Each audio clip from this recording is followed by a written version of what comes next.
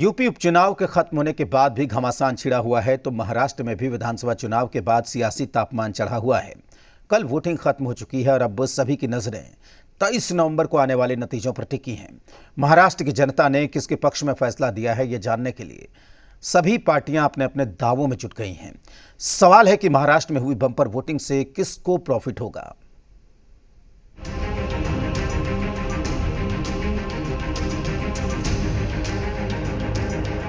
महाराष्ट्र में इस बार के चुनाव में 65% लोगों ने अपने मताधिकार का इस्तेमाल किया। वोटों की गिनती 23 नवंबर को होगी और इसी के साथ ही साफ होगा कि किसकी सरकार बनने जा रही है।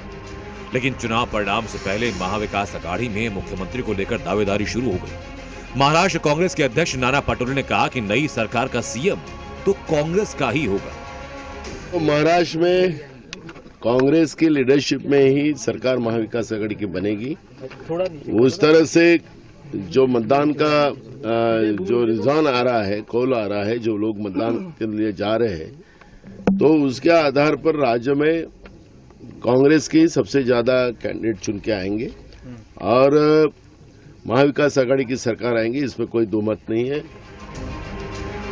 महाराष्ट्र में बढ़े वोट परसेंटेज ने सियासी दलों के चेहरे पर खुशी तो लाई, लेकिन अब मुख्यमंत्री पद को लेकर जो चकल्लत शुरू हुई उसका असर दिखने लगा। नाना पटोले के बयान पर शिवसेना उद्धव गुट भी एक्शन में है और कहा कि हम ये नहीं मानने वाले। नाना पटोले जी की तरफ से एक बयान आया है जिसमें उनका कहना है कि कांग्रेस के नेतृत्व में महाविकास अघाड़ी सरकार बनने जा रही है, तो क्या ये मान लिया जाए कि कांग्रेस का अगला मुख्यमंत्री होगा? नहीं, मैं ये नहीं मान लूंगा और कोई नहीं मानेगा कि महाविकास अघाड़ी की सरकार हम बैठकर तय करेंगे।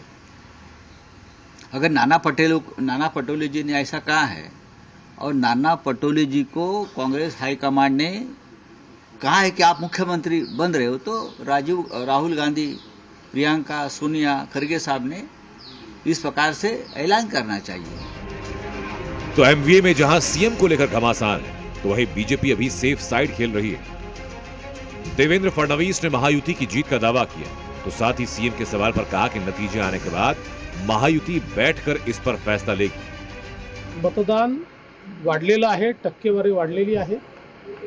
आजपर्यंतचा अनुभव आहे की जेव्हा जेव्हा टक्केवारी वाढते त्यावेळेस भाजप आणि मित्र पक्षाला त्याचा फायदा होतो।